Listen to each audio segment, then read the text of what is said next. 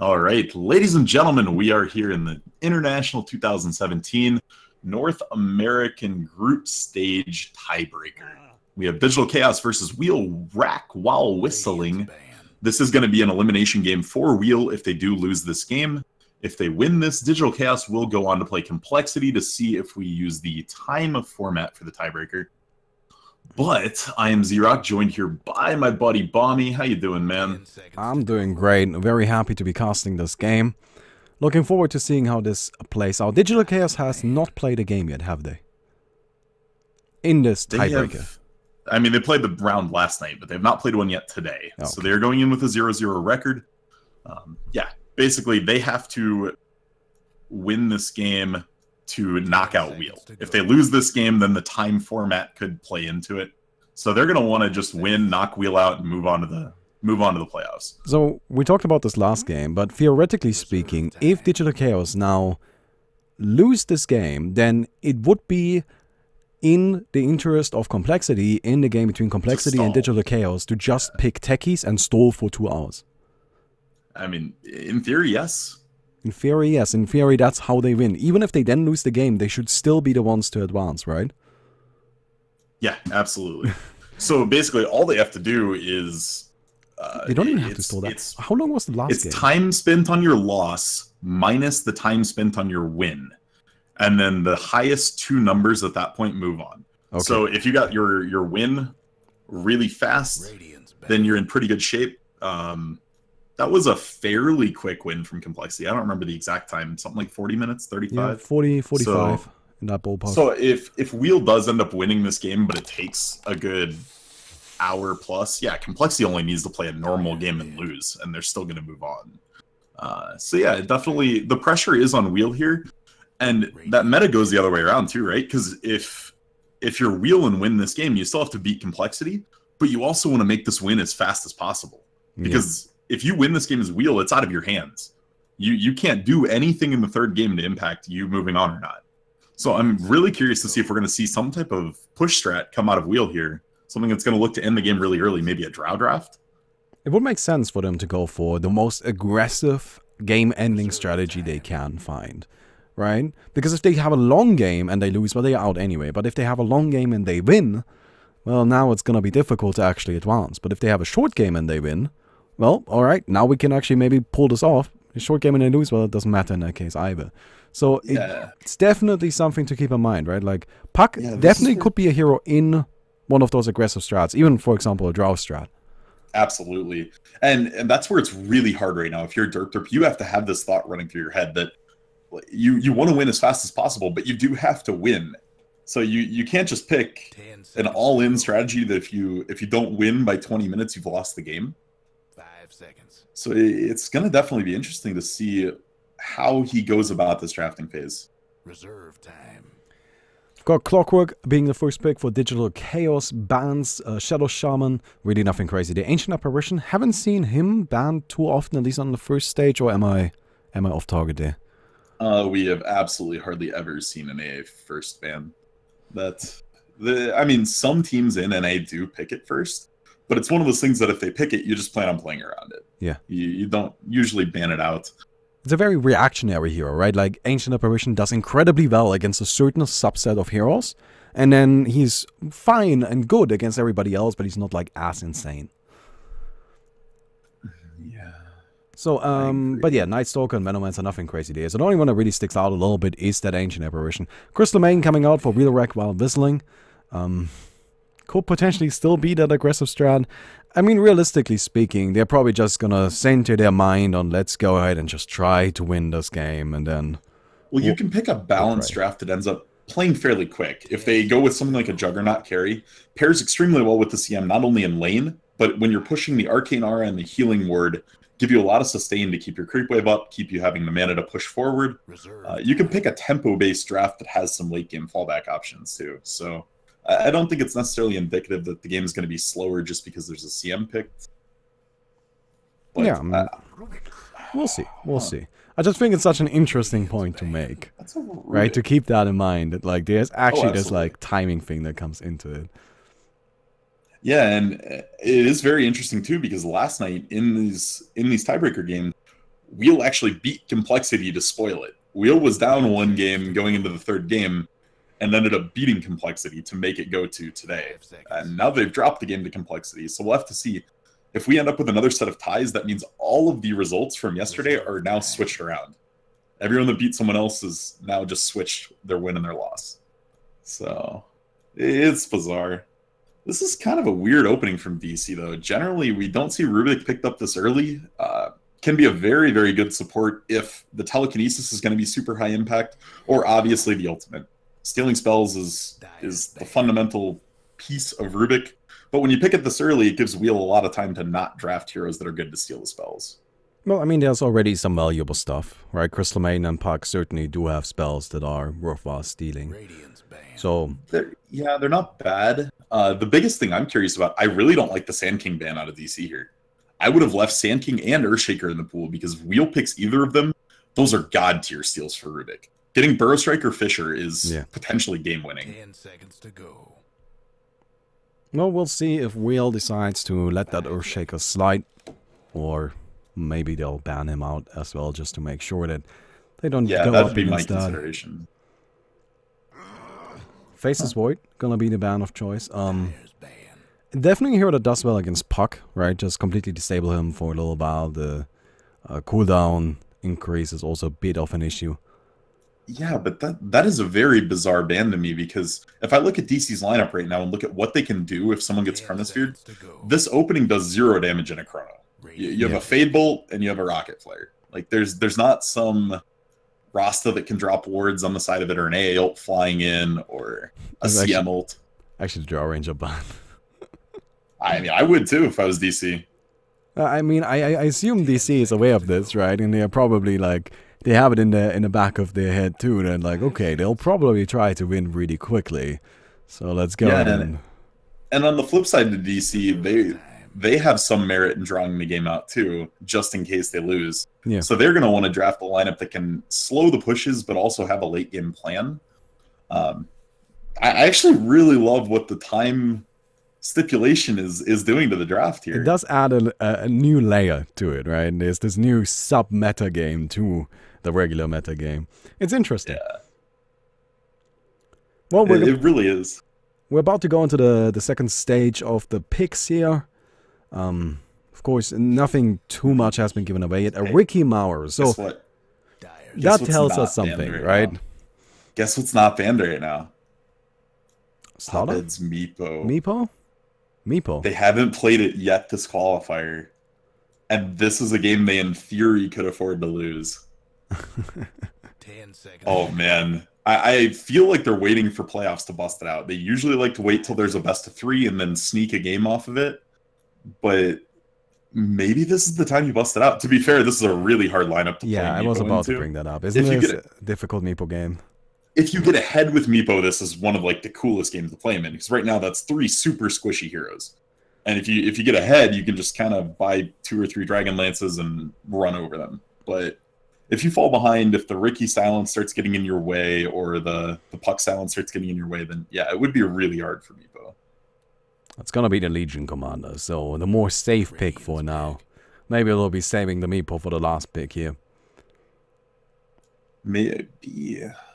I feel like alive. Maybe we'll get to see it. I just feel like you have to 5th ban it if you're Wheel, even if you have a lineup that does okay into it, because now you have both of your support picks, so you can't go with like a Wyvern to counter it. 5 seconds. I guess you could pick Sven still. That would be all right.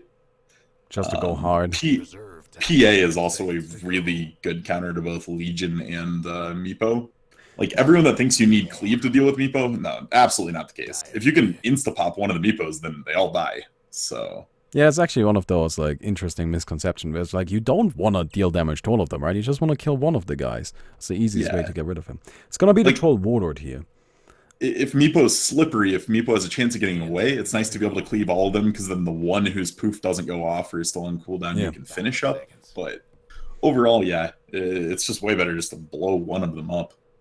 The Troll pick here opens up options for Wheel, and I really like what it does for them, because they could put the Puck offlane and Troll mid if the matchups look better that way.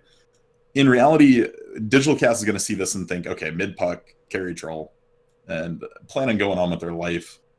But there's a huge gap in Wheel's draft right now, which is a total lack of frontline. They really don't have that Earthshaker, that Tide Hunter, that the big fat hero. And most of those heroes are heroes that Rubik is really good into. Shadow Fiend coming out for Digital Chaos, which is a beautiful combination with the Clockwork, of course. You can go ahead and kill the Power Cogs early on and start the game with all of your souls ready. Well, usually you're missing 1 or 2, but you start with... Well, if no, you're actually, OG, you start with souls. If you're any other team, you start with like 15. Yeah. You're missing a little bit, but plenty to actually be dealing some damage, right? Razor being banned out from Whreck while whistling. So they are... It's actually an odd ban. I'm a little confused by that. I guess I mean, it's one of those heroes that's really good in neutral. Yeah, I suppose. It does make sense in that regard, but I feel like he would... Razor likes to run around a lot, and his movement is going to be restricted in this game. I found what I want here. I want a Lycan on a wheel. I want to run offlane puck mid-troll against that SF, and then you pick a Lycan up. Howl would be super good at saving people from duel, and allow Troll to get a nice little advantage into mid on the Shadow Fiend. And it's going to give them so much physical damage. It makes it so Ricky could actually roam and potentially get kills in the early game with the Howl damage. And it has the chance of just running over the game for Wheel. It has a chance of being the 15, 20, 30-minute win. Absolutely, absolutely. Bristleback now coming out for Digital Chaos. A strong pick. Of course, with the Razor being banned out by Whreck, it makes the hero more likely to be effective. And we only got a few seconds left on that timer. We'll see what it is. And it's going to be a Necrophos. They had to go with something like this. They have no way to deal with the Bristleback right now. Yeah. Like, literally none. Like, you look at the supports on the side of Wheel right now. You have CM and Ricky. Both of those, Bristle just laughs at. They absolutely do almost 0 damage to him, especially if he starts Poor Man Shield. CM's base damage and Ricky's base damage are like 15 into a Poor Man's. They're never going to hit him. Did you know that if a Crystal Maiden just right-clicks an Ogre Magi at level 1, she will never be able to kill him? I mean, you're going to see the same kind of thing here with Bristle. It's going to be that bad. And so this gives them an option now. Now they have at least some way to slow the Bristleback down and handle him in the later game. 10 seconds to go. Huh. It's going to be scary. Now, of course, I think like really the big important thing here is to use that Ricky early on, be aggressive, shut down that Shadow Fiend, shut down the Bristleback in lane, and then snowball from there. I mean, I don't think he's ever shutting Bristle down. I think that lane is going to go totally uncontested. I think mid is absolutely the right way to look, though. Yeah. If he can get successful pressure on Shadow Fiend, absolutely what Will's going to be looking for. But DC is drafted so well around this Ricky.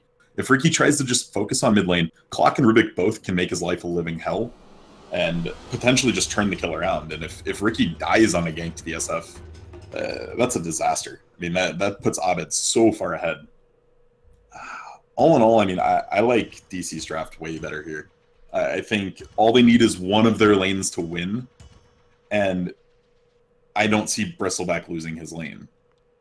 They have 3 different cores with the LC, the Bristle, and the SF. It just looks way better for them to me. So, player with the most kills at minute 10. Places everyone.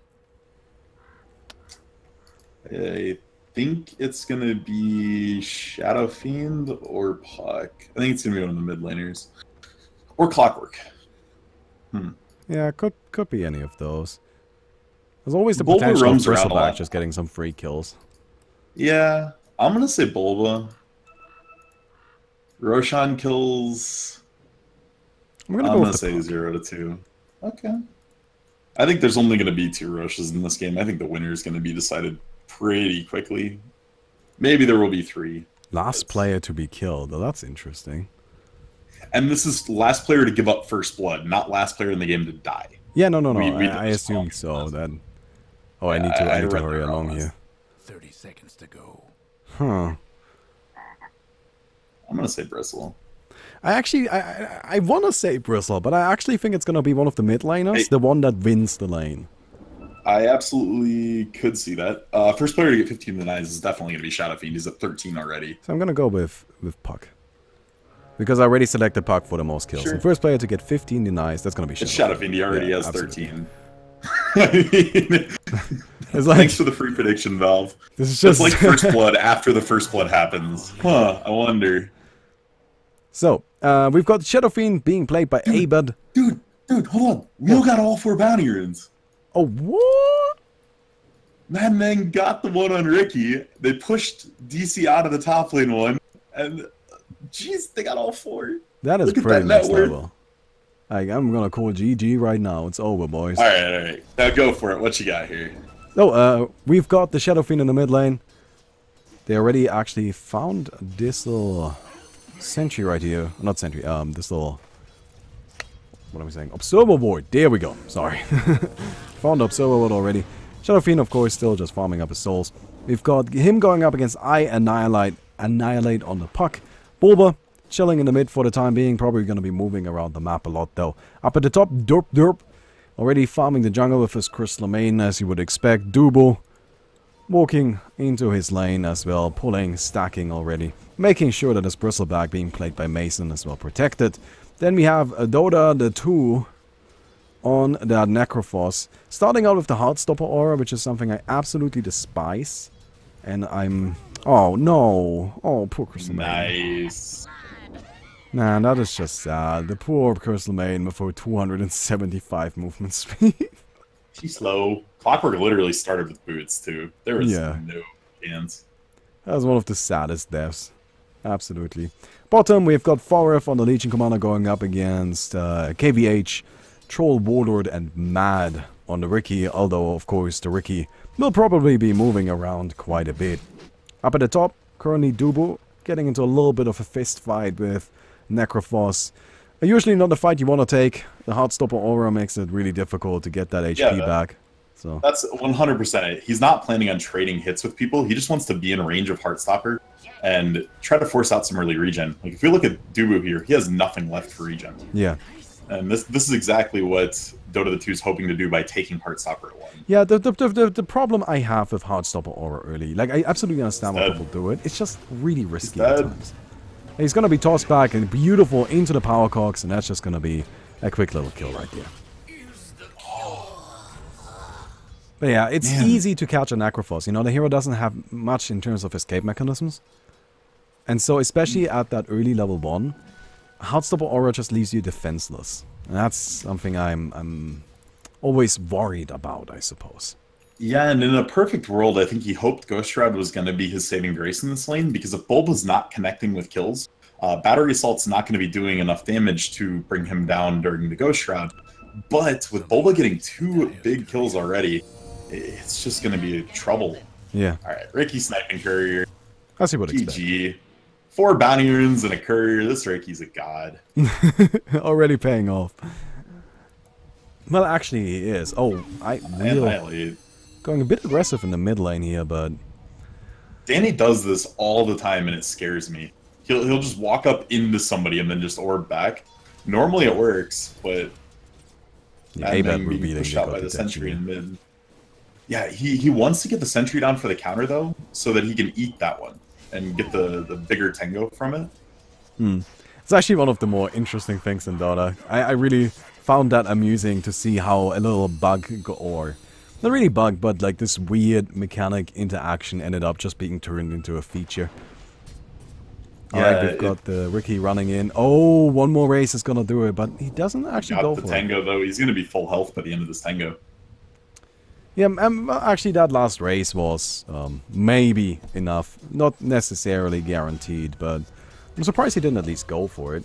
Got a bit of a fight at the bottom, and they actually catch. The Crystal Main, Legion Commander goes down as well. Ah, damn it. I'm missing some of these kills. Please excuse me.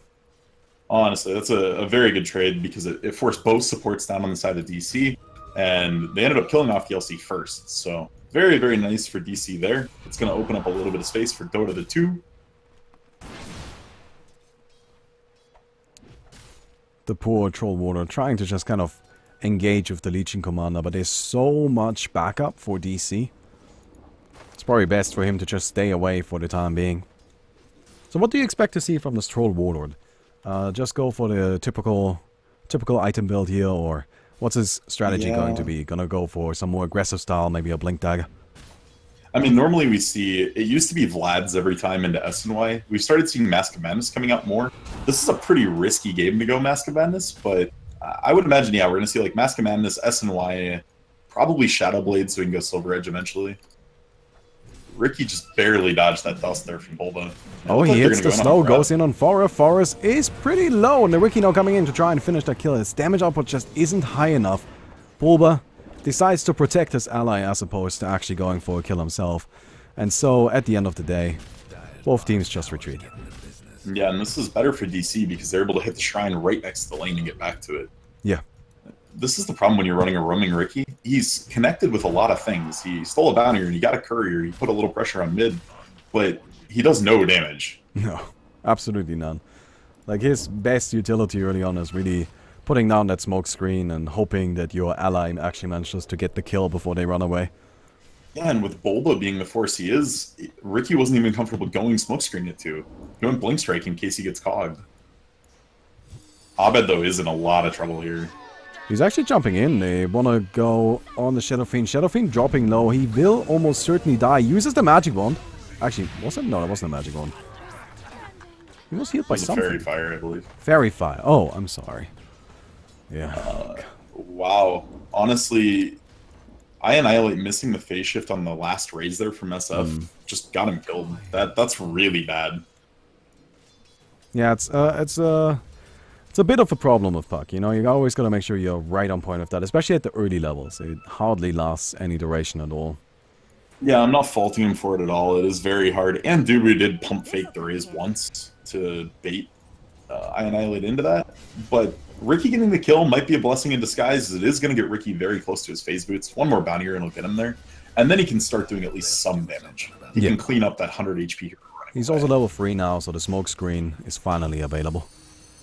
Oh, they're kind of getting a little bit of damage in, but mostly just triggering that infused raindrop. It's actually one of the most annoying things. Ward almost right next to the sentry he used to de-ward SF in middle lane. So when they just dropped another sentry there to get rid of the one that Ricky we got a freeze at the bottom lane. Foref purchase himself out though, and he will be just fine. Yeah, Foref shouldn't die here unless he makes a huge mistake. He can always press the attack off the Frostbite. And KVH's build does a lot of burst damage, but it doesn't have any hard lockdown yet. Going the 3 points and rolling axes. No, he's going in again. The Legion Commander taking damage. She's dropping low, but there's the Clockwork. Rubik as well. They push him towards the tower. KVH not trying to maybe turn this around on the Rubik. But no, both teams yet again decide to just drop it and leave it be. We are here for peace, not for war. So we've seen that combo now twice, where Dubu will lift someone out of the cogs and put them on the other side of it and bounce them back further. Puts you way out of position, but in that case, I think they were going to kill KVH there if they just left him in the cogs with battery assault. That's one of those things where you just get tunnel visioned, right? Yeah. You're thinking, oh, we have this awesome combo, we have to use it, we have to... Oh, no. That was probably not a good idea. Well, it does also deal a little bit of damage, so... Go for it. Don't be a pussy. He wants that courier. They know he wants it, though. He's not going to risk his life for it. That's debatable. It's 875 gold to kill a flying courier. Well, actually, the courier's going back. It's got the haste going on. One hit? No, he doesn't react in time. It takes 2 hits to kill. So. Yeah. Well, you know, just hoping for the first one. They push the Necrophos into the tower. He activates the Ghost Shroud, as well as his magic wand, healing up to full instantly. The crazy power of the amplified they might be healing. able to turn on Mason here. And or Dubu. Does the Reaper Scythe come out? Connects on Dubu, and Dubu goes down. Necrophos now healing massively. Oh man, that's so huge. That's Necrophos though, right? And I actually really love his new ability. That Ghost Shroud is so beautiful, and you saw the power of it right there, right? It amplifies all healing by 75%, so the magic wand, which usually, well, yeah, it would have an impact, but wouldn't necessarily save your life like it did right there. Just heals him up straight to full, and he ends up being fine. And it's interesting because of the way it's worded. It's all restoration, so it also counts mana. Yeah. So when he's rolling a bunch of Sadist stacks, he can proc Ghost Shroud just to get full mana again as well. Well, that's usually the strategy, right? If you're playing yeah. Necrophos, you spam the Q twice on a creep wave, make sure you last at all of the creeps, and then heal up with the Ghost Shroud to restore all of that mana again. And getting that turn is massive for him there, because all of a sudden that was a lot of resources committed from DC, and it results in one of their heroes dying and no kills. But Dota the 2 is in trouble now. Bulba going down. They actually catch the Necrophos at the bottom lane as well. Or starting to maybe break down the tower a little bit. They should be able to get this kill. There's almost no way that Wheel can respond here unless they really want to commit to it, and it's probably not worth to do that. Ricky is around, so is the Crystal Main. Yeah, Ricky going on Dubu there may scare them off the tower. There is a sentry placed though. Oh, if Dubu gets a lift. He's trying to be sneaky. Oh, he actually gets a hit in on the courier, but the courier ends up being fine. They lift him up, throw him back in. A race is going to do it, and mad. Well, he has been calmed down. Man, rough. And this is the hard part. You're after 10 minutes. You're at 11 minutes now. Who do you give the tome to? Like, CM needs to get Freezing Field online, but your Ricky's very underleveled. Well, it's one of those things with Ricky, but you just gotta deal with it, I think, right? Like, sometimes you play that hero and you're like, oh, it's level, like, it's minute 15, I'm level 5, and I have brown boots. And that's just my life now. It's unfortunate, but the hero does have the advantage of really not needing much to be effective. Right? This is true. So, we'll take what we can get here. And if you look at the net worth, it's interesting to see how it's stacked. Shadow Fiend is way ahead. 1,000 net worth ahead of anyone else in this game. Well, that's what you would expect. Yeah, it is to a degree, but I would want the puck to be about on par with him. That's the part that's concerning me. They don't have a core that matches this SF right now, and SF hasn't gone into the jungle and farmed up like, constantly. He's just ran in, grabbed a couple little stacks they made. Well, the true strength of Shadow Fiend just comes in and being able to use the time that he gets by nuking down the mid lane. Right? You go ahead and you break that mid creep wave, you double race it, then you've got all the time in the world to do whatever you want. You go pick up bounty runes, you go pick up regular runes, you go farm a creep camp, you go engage in a fight. And you can see Abed do that right here, right? He just picks up a rune, he's gonna go ahead and go into the mid again, nuke down the creep wave, and then proceed to do something else. And that's how a Shadow Fiend gets this far ahead. Currently sitting at 5,600 net worth. And this is really what a Shadow Fiend also needs. At the bottom lane, Rubik gonna be jumped. There's not much a poor support can do in a situation like that. And that's also actually one of the true strengths of Ricky, I think, right? First of all, he applies pressure early on. You get those courier snipes, you get the bounty runes, all of that. But really at any stage of the game, it's just scary to be a support while there's a Ricky running around. Yeah, especially if he gets any more ahead. If he can manage to get up to even just a Blade of Alacrity or two, he starts putting kill potential on these supports. Once the Diffusal comes out, he can absolutely solo kill the Rubik. So it's going to be a long ways off. Yeah. But I'm really curious to see who DC gives this stack to. There's a very large Ancient stack being built up here. I have to imagine it's going to go to the Bristleback. He just finished up his Vanguard. If you let him take that stack, he can instantly get to his next item, whether that's going to be a Solar Crest or I would assume a Pipe, honestly, in this game. There's a lot of magic damage flying around. It's very important to have that Pipe ready against the Necro. Yeah, exactly. But, I mean, the problem is, like, with that Ancient stack, who else are you going to give it to? I mean, there's hardly anybody that can farm it. I bet clear it. You just go to the top of the hill and start auto-attacking. Yeah, it just takes a long time. And Shadow Fiend does have the ability to just farm something else. Generally speaking, I don't know. I feel like Shadow Fiend should just go ahead and continue doing what he's doing, which is actually being pretty active. Like, he gets the tower at the bottom. He's now gonna continue roaming around and just taking creeps as he goes. Yeah, Wheel should be able to get to 2 on top, though. They did manage to secure the Bristleback kill. Got a Frostbite from Fog into a couple lucky bashes from KVH. And then Reapers did manage to close out on that kill. Tower goes down. Troll Warlord picking up his Vladimir's, as you mentioned earlier. So just going for the standard build for now. And actually they find a nice little stack right here. It's not a huge deal, but it's definitely helpful. Yeah, I'm a little surprised to see the Vlads. They're kind of playing a tempo game. They're moving the Ricky around a lot, moving their cores around. And I was wondering if he wouldn't just go Mom, so that when they're making these pickoff attempts, he has a little bit more reach, a little bit more attack speed. It could just also be about, you know, making sure his team is a little better protected from the bristleback damage, from the Shadow Fiend. It does still provide a nice armor aura. It is definitely helpful for heroes like Puck. Not Puck too, but mostly the Crystal Maiden actually. She's currently sitting at 3 armor, so having even just anything is pretty They see the stack being taken. Yeah, they're trying to steal something, leech the experience. Mason doesn't want any of that, so he walks forward and is like, oh, I'm bristleback, run away from me. And so they do. Beautiful sync. That was beautiful sequencing from my Annihilate there to not get dueled. He threw the orb out, then phase shifted, then silenced, so the duel could never come out from Forev. And yeah, Mason got all the gold from that sack, but almost none of the experience. It was chopped 3 different ways. The Ricky and the Puck both sitting there leeching off of it. Yeah, we can't see the hood coming out. But experience, of course, pretty big deal. Especially that Ricky is going to be happy about it. You know, he's not level 7. He's like just slowly creeping along. And yet again, he's just sitting next to a camp. Leeching experience. He is actually right underneath a sentry board. And Clockwork is coming in. He pushes him, sadly pushes him away. That's gonna be enough to scout him out though. The smoke up comes out. Ricky, not much he can do. He activates that ultimate. It might buy him enough time, but probably won't. The duel just used to go ahead and get a little bit of bonus damage going on for Ref.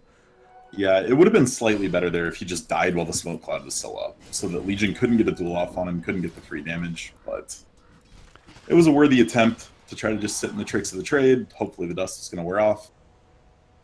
It's always one of those things where you kind of like, you just don't want to die, but sometimes you just gotta die as quickly as you can, right? Like sometimes you just gotta make sure, assess the situation and see, oh, well, actually, right here I just gotta get out.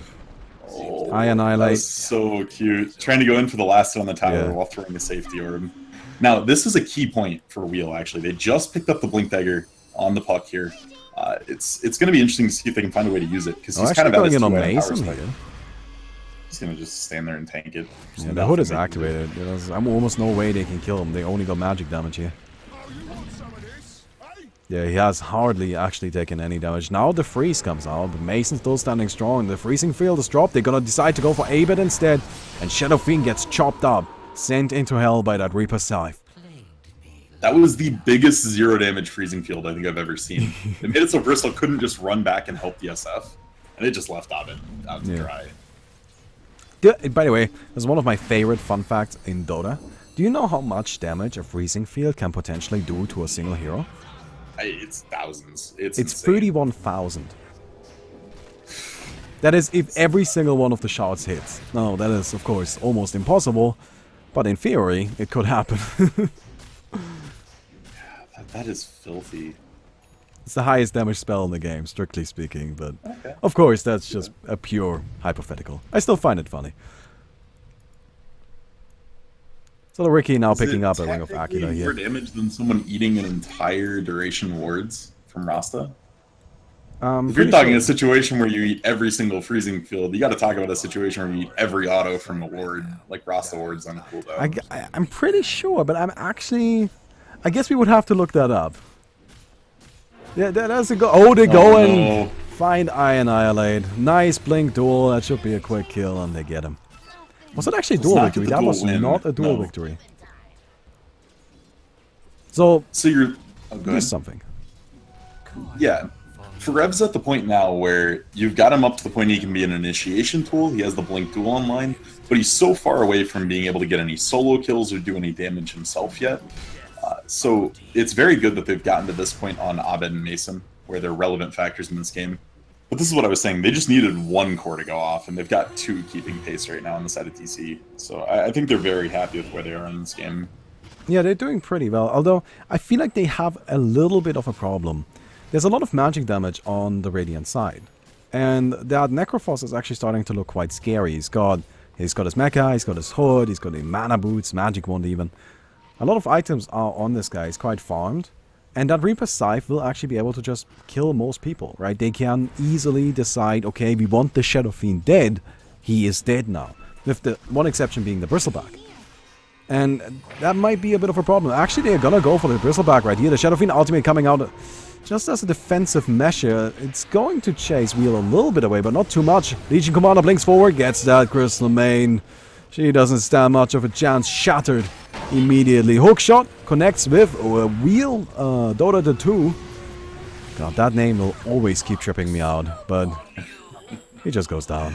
There's not much. The nice combo yet again with the power cogs and the Rubik lift, making sure he gets all the way out of position. I was just way too optimistic on the side of Wheel there. They had this ward kind of showing the tier 2 tower, and so they didn't think anyone else was there. They thought they might be able just to commit 4 people on Bristle. No one else was there yet. They might be able to Reapers him, but just definitely not enough damage without Troll. Even with Troll, I don't think they get anything there. And while you're right, yes, there are a lot of those things coming out on the side of Wheel. Once Mason gets his pipe, Rubik is going to eventually get a Glimmer Cape, and I imagine Shadow Fiend's going to go Linken's at some point. It's just going to be so hard to bring anybody down. You can mitigate magic damage so well. Actually, Rubik Aura as well. It's not something that's often talked about, but it does help a little bit. Oh, it's fun. Playing Zeus into Rubik is the most miserable thing in the late game. The problem, well, the thing I feel that Wheel needs to think about is like, okay, if this game takes too long, almost all of our damage is magic, right? The only hero we have that can really just like burst somebody down is a Troll Warlord. So, Troll is already working on a Silver Edge, we can see. Silver Edge is, of course, a very important tool if you're going up against a Bristleback. You gotta make sure you can get through that passive. But eventually, DC will be at a point where it's just gonna be so difficult to get any sort of damage in on them. The Bristleback with the pipe, right, the null field, we're gonna have BKBs and Lincolns, and people are just gonna have enough HP to take these hits. And then your damage just won't be enough. So maybe I feel like Wheel might want to consider actually being like a bit more aggressive here, right? Like go for some plays. Because I feel like they're just sitting back and slowly waiting to die. Overall, I kind of do agree with you. I feel like they need to be taking the advantage a little more onto the side of DC. They need to be smoke ganking, using the puck blink, and just using what Troll gives you as far as pushing power. And they are kind of sitting back a little too much for my liking. They'll have a little bit of physical damage in the Ricky here. He's starting to accrue a couple items. There's always the hope that you just hit a big Reapers in the late game and the added cooldown just wins you the game. Yeah, that's the thing about Necrophos. The old Aghanims was especially bad there. It's just like, oh my god, the double hook shot. They get massive damage in right there. The duel on top of the Necrophos, and that's gonna be a win. Easy peasy right there. Iron Knight now coming in, trying to turn this around, but Ricky goes down. It's just the puck at this point, and there's not much he can do. At least they managed to get 2 kills right there. But not the Shadow Fiend and not the Bristleback, and those are the ones you really want. And this is a hard game for Wheel to deal with this LC's initiation. You don't have that many people that can get to Lincolns easily. You don't really want to buy Lincolns on Troll. It takes up an item slot that could be used for better stuff. I mean, Lincolns on Necro just seems so far off at this point. So Puck is really the only one I could see getting it within the next 10 minutes or so. And that is really about the only way you can handle a Legion in this kind of a game situation. There's nothing to stop him from just dueling Necro every time he sees him. Gotta be Roshan right here. Yeah, this is looking bad for Wheel. It's definitely problematic for them. And what do you do in this position? Right, like what's your strategy? Lose? That's not a good strategy. I mean, in all honesty, it has to just come on the back of, you need to find a pick off with a wave being pushed out. You've got to find a pick where you've got creeps closing in on a tower, and then try to snowball that into a building. And they're really struggling to find those type of pickoffs. And yeah, it seems like they're just playing a little scared.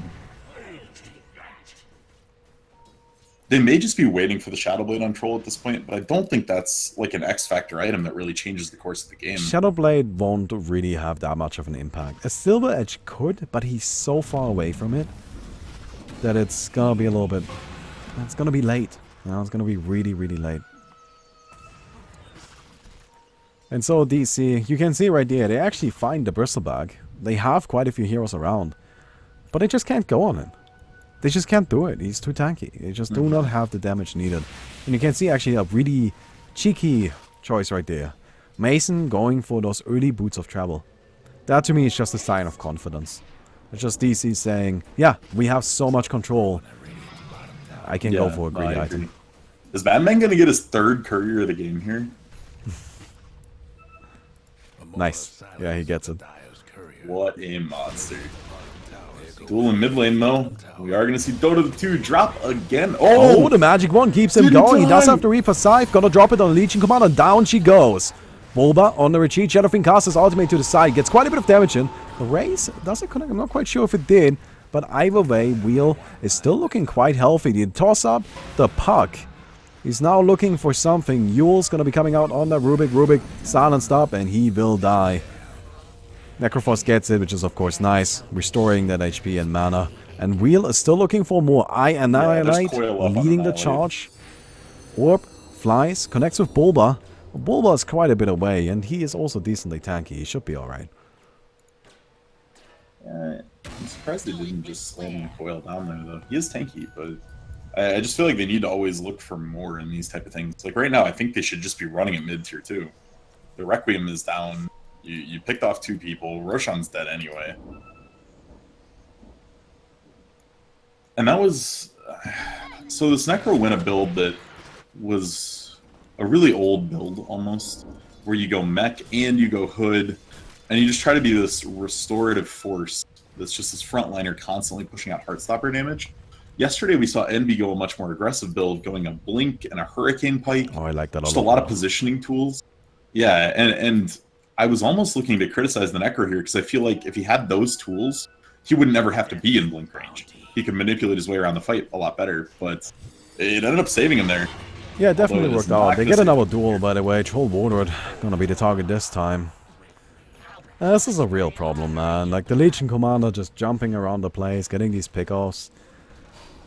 DC has so much map control. Like, it's actually a really interesting scenario. Like, DC, in terms of net worth, they are hardly ahead.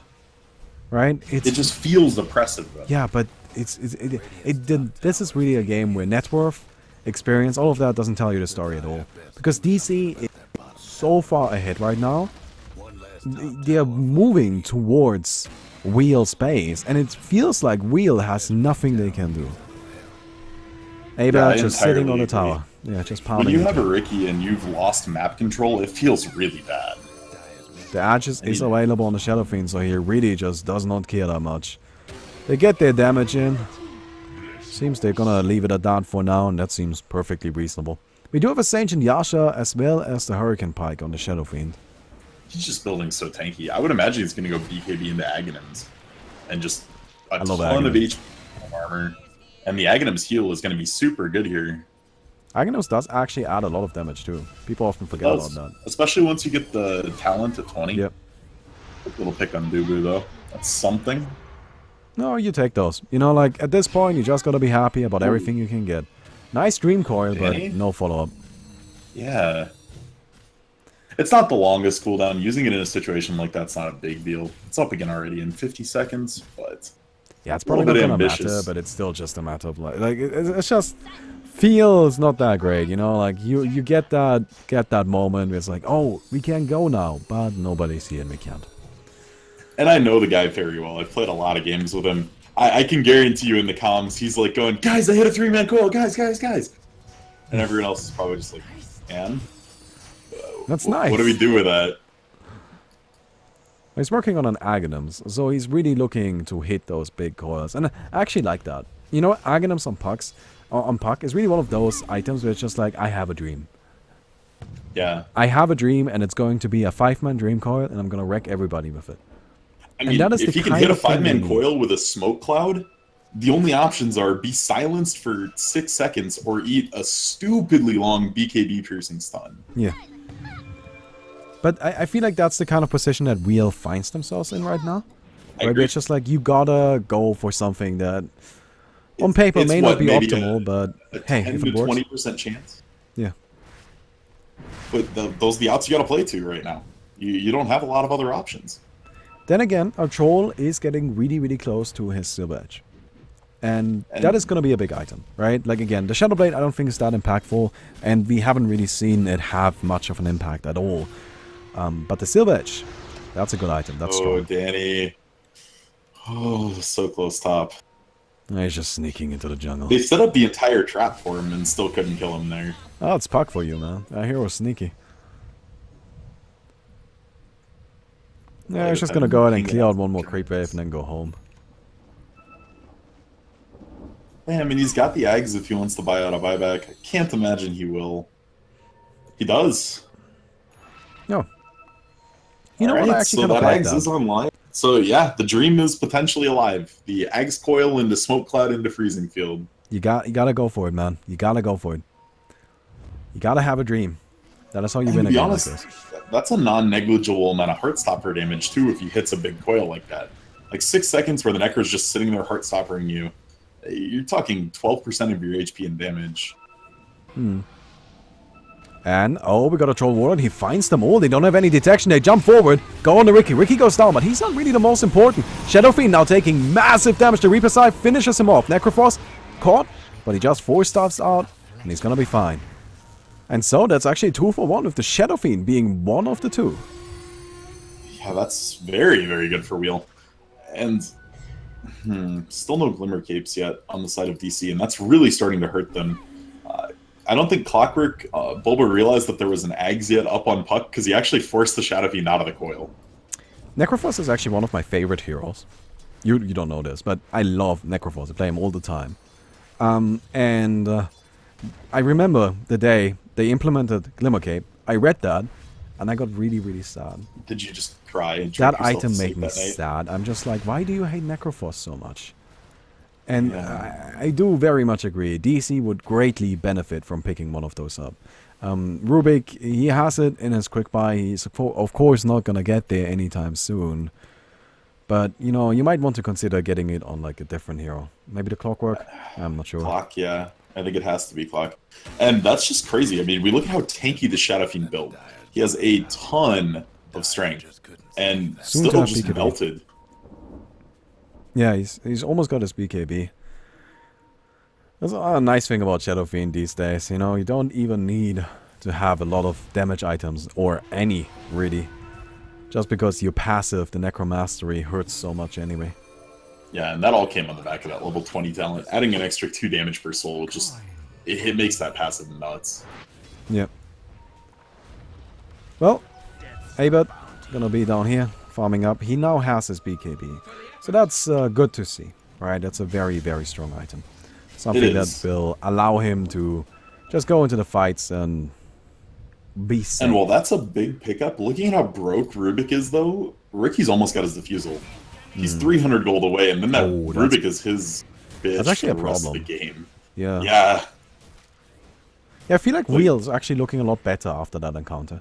You know, it actually seems like they can fight. They can maybe go for something here. They have Abed caught, but of course the 4-star. Yeah. If they could have forced a BKB there, it would have been really huge. But Sadly, they have good no quick force. great lockdown for a situation like that. I guess the I would Dream have coiled him. And then if he forces like that, even if he BKBs, he's stunned for days. Yeah. Oh, Dream Coil actually coming out on the Clockwork, and he is stunned for a day. Clockwork is still fine, actually. Still alive, healed up, the Shrine even being activated, and Bulba will be okay. Ricky now lifted up and dueled. I don't know why he didn't blink to Puck there. He was in range. You mean the Ricky? Yeah. Oh. We saw the Heaven's Halberd right there, though. New item on the Bristleback. We did. Saving the Clockwork. Clockwork almost certainly would have died right there, if not for the protection from the Bristleback. This is an interesting choice for Mason. He's got double evasion items. And the one big thing about Silver Edge is the first hit from it is True Strike. It will never miss. So the break is going to come out no matter what. So I can see the thought process in the item build that he just doesn't want to get perma-bashed by the troll and die.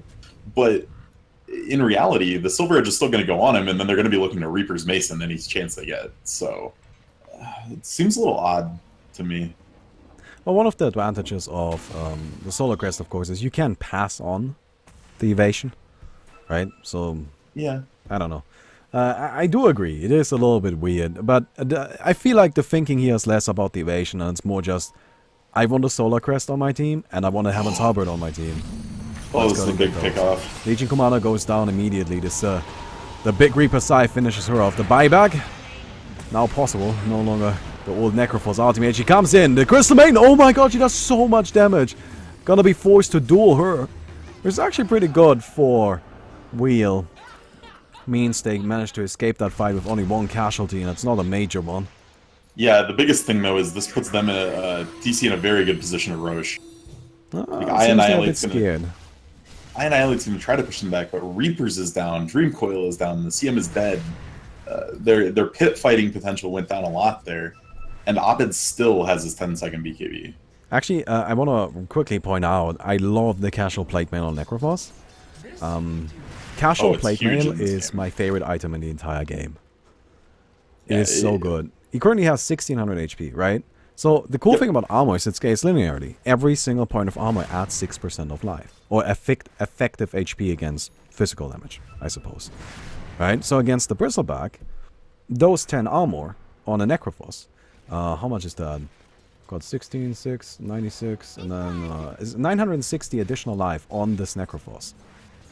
Just pretty damn good for an item that is only 1400 gold. And then later on, of course, you can always build it into like a bigger item. You get yourself that Shiva's Guard. Probably not an Assault Cuirass on a Necro, but you know. Oh, I'm digging this. He's sitting on casual plate mail in the heart. They do manage to catch the Ricky here. He will be removed from the game. Oh, poor Ricky. I feel kind of bad for him. Keeps getting caught out. He's died quite a few times here. I'm with you. If Dota the 2 manages to get to this heart that he has queued up, he's going to be insanely difficult to bring down. Incredibly difficult. The heart adds another 1000 HP to this entire. Actually, wait, how much HP does a heart give these days? They buffed it a little bit, right? Yeah, they buffed the HP but reduced the strength. So it's 40 strength, 1300 life. 1300 life. So that's pretty damn impressive, right? That's a lot. Yeah, it really is. So we will see DC sneak the Roshan there off the back of the Ricky kill. The Ricky is probably the thing they're most scared of. Oh my god! What a power cog! They catch a troll. I don't know. Do they know he's here? Yes, they scout him out. It does the duel. And KBH probably going to be going down. Actually, he's fighting pretty damn well. Oh, well, they don't get the duel victory. Oh, it was so close. That was he really snuck close. A Whirling Axes in before the duel. That was the only reason that was even close. The mischance on Farad was just destroying him there.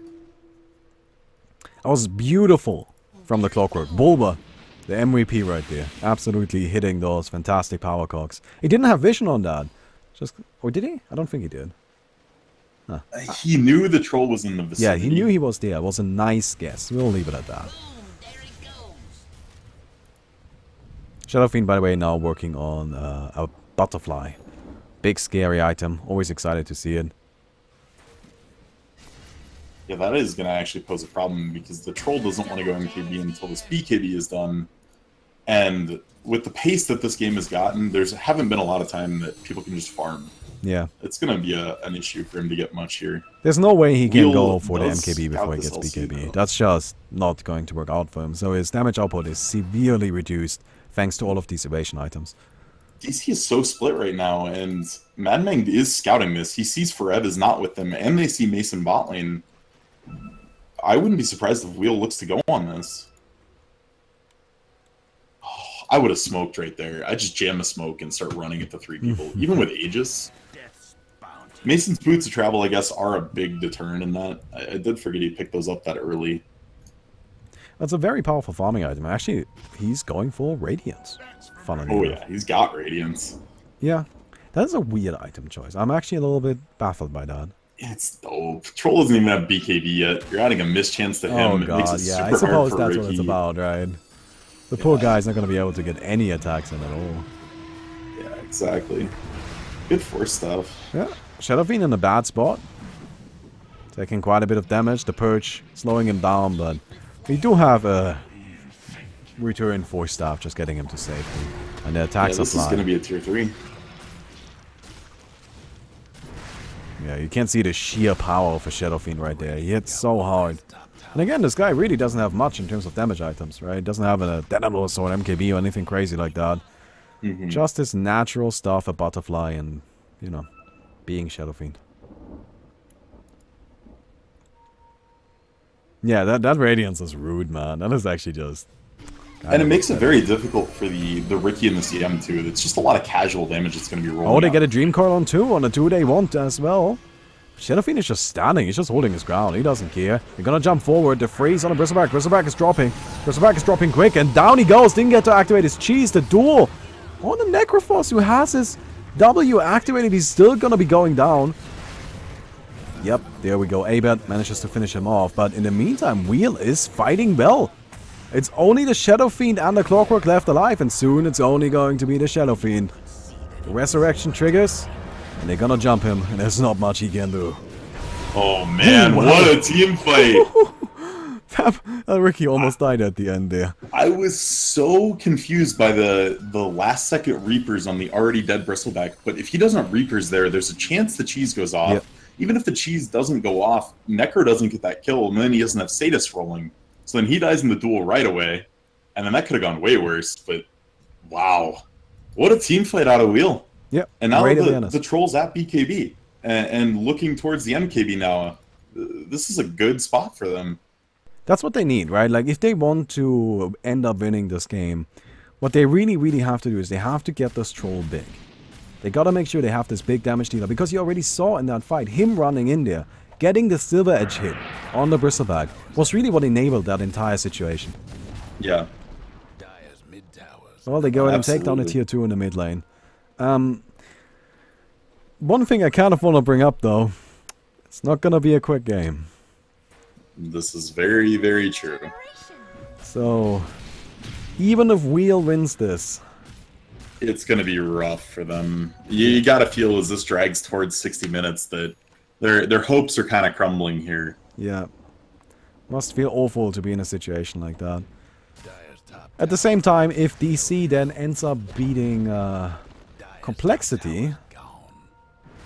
I mean, to be honest, though, it kind of... This whole situation and the way they played this match out, and this is why I wanted them to play Complexity's DC game first, Complexity gets to pick who moves on after this. Like, they could just GG out right away in the DC game and secure Wheel being knocked out. Like, you just go into the game draft, call GG, hey, congrats, Wheel's now out.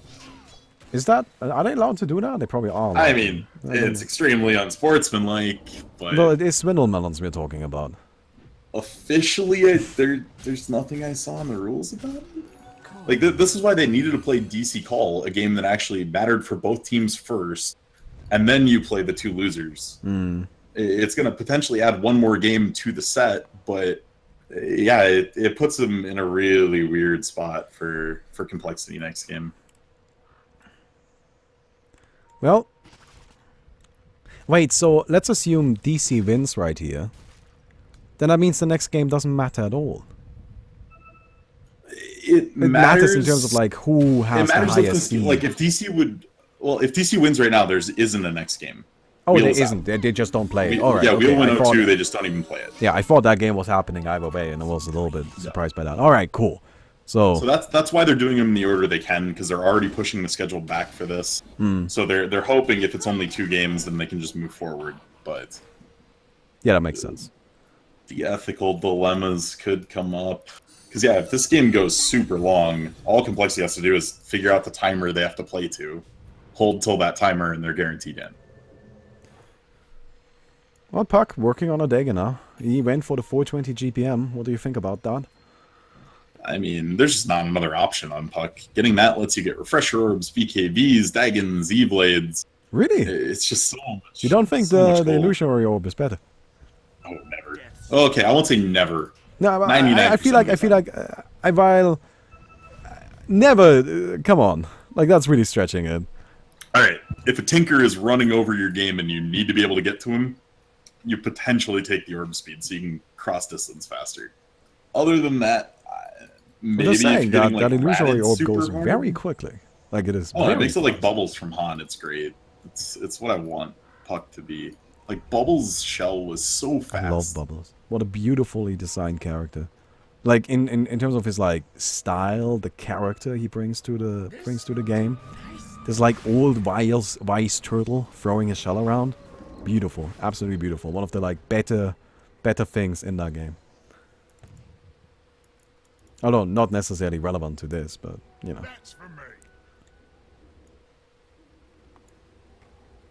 Hello? I may have lost him. My internet decided to take a little break. Ah, there we go. Ah, hello. Well, that's okay. I can keep going on my own. I'm strong and independent. I can do this. Strong, independent black woman. Exactly.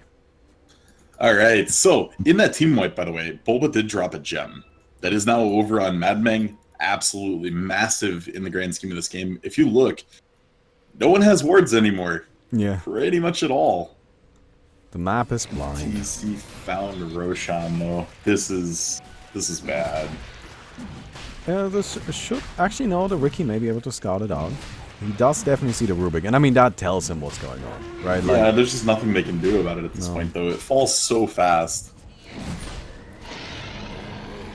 We're starting to get to level 25 as well. I always like looking at those talents. Right? We got the 150 attack range from Shadow Fiend. Pretty much what you would expect. Like, I don't think you ever take the Shadow Race damage, right? Yeah, I don't think you ever take Shadow Race. Like, the only advantage of the higher Shadow Race damage is you can kill creep base easier later on. But yeah, when would you ever take it? Maybe you're holding megas? yeah, like that's the only scenario I can see as well. But even then, I feel like, you know, I would rather get lightnings or something. I don't know. Yeah. We've got, of course, the Bristleback, soon to be level 25. Health Region or Quill Stack damage? What is it? Cool damage if you take Spell Lifesteal. Well, he does have Spell Which he Lifesteal, so... Yep. Yeah. I'd take Cool damage. Actually, interesting thing to note there. Like, the Spell Lifesteal, of course, works with the Radiance. Keeps him going. Absolutely. I find it surprising that he's putting the Solar Crest into the backpack as opposed to the Vanguard. Yeah, I mean, he already has one form of evasion for himself. So, for an EHP standpoint, I'm sure Vanguard is probably better. Yeah, but the utility from Solar Crest is really nice. I suppose he's just worried about dying like he did in the last fight, right? Mm-hmm. It's always scary. You always gotta... All the cheese doesn't save you from getting Reapers after you just die. Like, if he gets Silver Edged and he's full HP, they can do enough damage in him to kill him. Like, Silver Edge insta Reapers into right-clicking him should drop him. Absolutely. And there's no counterplay to that other than not letting Troll get to him. Which they have tools to do. You've got Clockwork Cogs, you have Rubik Lift. You could even duel him. Well, both teams are pretty much just moving around as a big group at this point. Understandable. You know, you don't want to take any risks. It is a scary situation to be in. Yeah. Alright, the Eye Annihilate special is queued up again. This is something I've only seen him do. Normally, we don't see Refresher Puck until you've gotten either BKB or E-Blade. He loves going this hyper early Refresher. And trying to just take use of the double Dagon with the Veil to pop somebody. What does he drop for it? The Yules? No, he backpacks it, and then he just puts it in his Boots of Travel slot, usually to burn somebody. Ah, so before a fight he puts it into the Boots of Travel. And then... Yeah. Yep. Uses it, swaps it back. Yeah, I mean, Puck is pretty agile, as is, so... Alright, I feel like I've seen this happen before, though. DC pushing into the base with an Aegis. Well, gotta go for it. I mean, you can't just sit back and do nothing forever. Very true. But DC does also have the... Actually, no, DC doesn't care about winning as quickly as possible, right? Not yet. No, they don't care at all about it in this game. I mean, they kind of do because it could factor in. So no, if they win this game, but it goes really long, and then they lose really fast, they could be out. Well, you just said if they win, then there is no third game. Oh, if DC wins, sorry. Yeah. I misheard what you said. Yeah. No, DC just needs to win the game. Alright, DC seems wins. we're gonna go in. The Shadow Blade is active on the Troll Warlord, but the duel, jumping the Necro right away. Necro taking massive damage already. Clockwork coming into the sidelines. Shadow Fiend, he's dropping low, but he's now just holding his ground, standing, fighting, being strong, being scary. Being forced to retreat away. Puck goes down, dropped buyback immediately, as you would expect, and a nice Reaper Scythe from the Necroforce. Takes down the Bristleback, the cheese yet again just in his inventory. Zap! Not being able to use it, the Zap! Takes down Shadow Fiend. Scaring the rest of the team away. They slow him with the Silver, not the Silver Edge, with the Purge, with the Smoke Cloud, but now the turnaround. Yep, a wheel may have overextended just a little bit. No, Dubu! He lifted up a Zaps creep. coming out.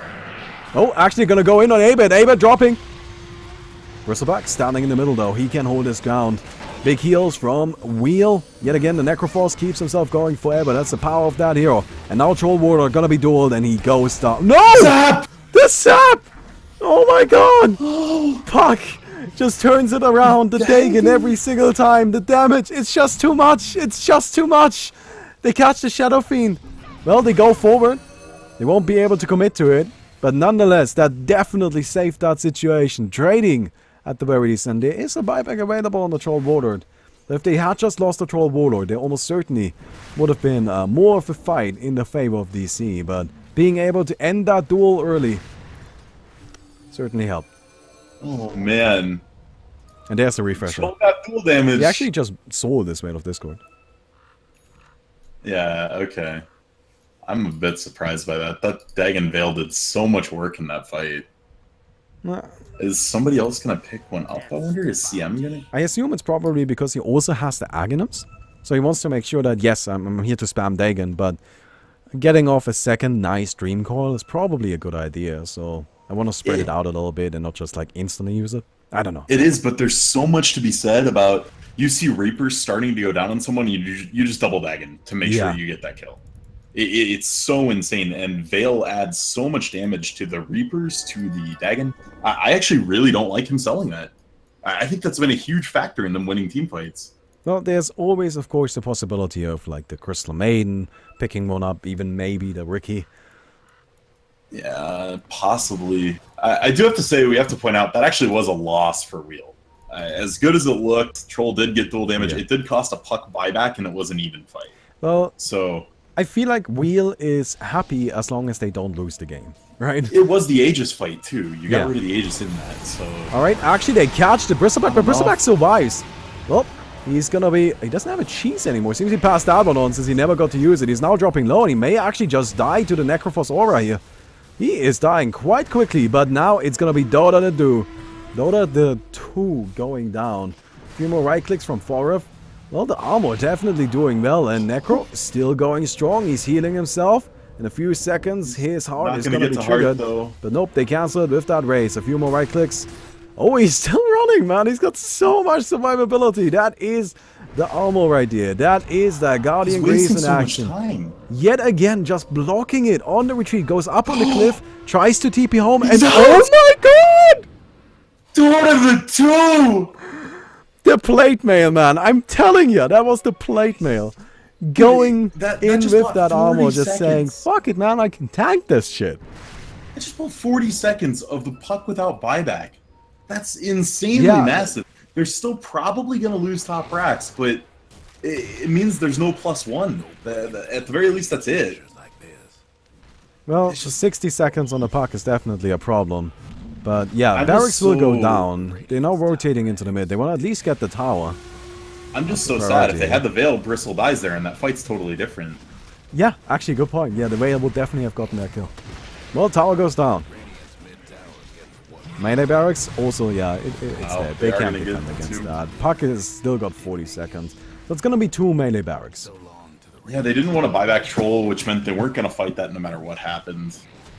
They were going to wait for Puck no matter what. Unfortunately, that does put them 2 barracks behind, which they've already been pretty pinned into their base this game. So, unfortunately, not thinking that's going to change the actual flow of the game too much, but it is a pretty nice pickup from DC. It means they've only got 1 set of racks to go for anymore. Command echelon. The thing is that, like, I feel like, you know, the next time DC wins a team fight, even if they hadn't gotten any barracks, right, they would have just been able to finish anyway. So, at least they kind of got that going for themselves, but it's still a tough situation for Wheel to be in, right? Yeah. They did actually have a gold lead for most of this game, but that just disappeared. And if I'm KVH, I'm probably buying out of buyback here for the MKB. You need to be sure you're going to be able to get damage in on the Shadow Fiend or the Bristleback through the evasion. And your Puck's buyback's down anyway. So to me, if Puck dies, the game's probably over. Might as well make sure you have the best you can have going into the last fight. Well, admittedly, the buyback on the Puck doesn't have a very long cooldown. It's only 2.5 minutes at this point. That's true. So there is there is a world where there's no fight for another 2.5 minutes and Puck gets to buy back in the next fight. That's true. There's a big issue with Troll right now in the fact that most of his gold is sitting unreliable, so he can't like just going until you have like the plus gold for buyback isn't actually gaining him anything here. That's a really complicated topic to get into, but basically, like if you don't have enough reliable gold to cover your buyback, buying out is less bad. Yeah, reliable gold, of course, being one of the more rare and valuable resources in the game. And this will be another Roshan right on time for DC. This has been a huge issue. The lack of control around the Roche pit has essentially put Wheel in every awkward position they've been in. It's not even just the lack of control around the Roche pit. Wheel has barely been able to leave their base. Yeah. They have no map control to speak of at all. Actually, Puck picking up Boots of Travel too. Not an item we see too often. I mean, why not? You're Puck. He's got enough money, right? To buy whatever you want. I mean, I maybe would have bought a moon shard for Troll before I bought that. It's actually a pretty good idea. Like, having that additional attack speed helps him build up, you know, his passive a little bit quicker and all of that. And it increases the chance you permabash. That's probably the biggest thing. The best chance you have of locking down like the Shadow King or the Bristle. Yeah, he needs it. I'm with him here. But well, that means there's no chance he gets an MKB anytime soon. Yeah. He's just noticing how hard it is to get a good break off. There's so much detection down in these fights. There's the gem up on LC, Rubik's got his own sentries, so Troll's finding it really hard to get in with the Silver Edge. Well, something so I haven't seen him do, and no, this is, I don't know, I just haven't seen it. He could always just run in with the ranged form. Alright, just get the break that way. And he's always running in with the melee form, because he wants to like immediately start attacking at his maximum potential. I mean, that is a very good point. I think the risk they run into there is, do you have the damage to bring somebody down with Silver Edge then? Yeah, because he's looking to Silver Edge Bristle in most fights. And if he's not actually beating on the Bristle, all they really have is Dagon and maybe Freezing Field. Double Dagon into Reaper's Scythe, I feel like might be enough. He doesn't have Necro has E-Blade. Oh, who is it? Necro has E-Blade. Oh, wow. No buyback. They are going all in on this. Well, Necroforce certainly has the potential to survive for a long time. E-Blade coming out in the Shadow Fiend. Double Dagon? Nope, not quite. They're gonna play it safe for the time being. Abed almost using his ultimate. They push him forward, actually. And Shadow Fiend may die, uses the silence right here. The Dagon connects. And that's a kill. In the meantime, the mid barracks was backdoored. So Wheel kind of lost a little bit of something right there. E-Blade coming out in the Shadow Fiend again. They're not really chaining this, though. Well, the E-Blade was to try to save the tower. Yeah, it was gonna stop Abed from right-clicking. Alright. The Glimmer Cape comes out. Legion Commander blinks in. She doesn't get an opportunity for a duel, though. The attacks on the barracks. And this is DC's priority now. They just want to get those megas. They go in on the Shadow Fiend. BKB is activated. He's dropping low. We've got the Dream Core. Of course, it goes through BKB there. Shadow Fiend ultimate coming out, dealing massive damage. Necroforce dueled, and he goes down. No buyback. Troll Warlord. That is it. He is, yeah. He's gonna call GG. That's his strategy at this point.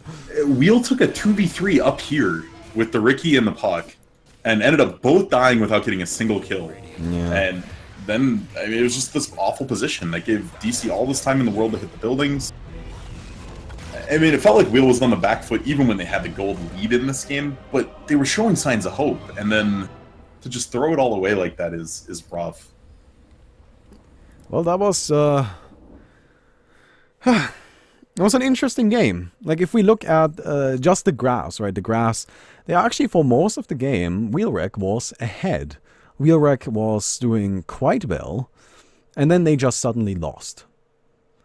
It's just a matter of team composition, right? Like, a game takes too long, you're not pushing your early advantages. Actually, we talked something we talked about in the earlier stages of the game, where Whreck, they had an opportunity to actually go and finish the match. Or not so much an opportunity, but I would say a need to do it. And they just did not see that same need. Instead, they decided to farm up. And later on, they just could not take the fight against the stronger late-game lineup of DC. I mean, I think they were fine to take this game as late as they wanted, but they needed to set the tempo. They had to be the aggressors. And like, in the early game when we were talking about that, they just needed to be the ones beating down on DC's door. They couldn't always be playing defensive and trying to react. They had to be the ones hitting buildings. Whether they were going to end the game early or not, when you're pushed into your base like this, it puts you on the problem where if you make a mistake, you lose the game. If they make a mistake, you shove out creep waves and then rinse and repeat. It just put DC in the spot where even if they made mistakes like that 5-man wipe on the top barracks, it didn't really matter in the course of the game. Those were some nice games, though, and I think that concludes it, right? There's not going to be a third match. DC yeah, takes that will it. be the end of the tiebreakers. Wheel is now eliminated from the North American qualifiers. We will see DC, Complexity, Team Freedom, and I believe Planet Odd are going to be your 4 going into the playoff bracket. All right. Well, then let's go ahead and take a look at that when it comes up. Anyway.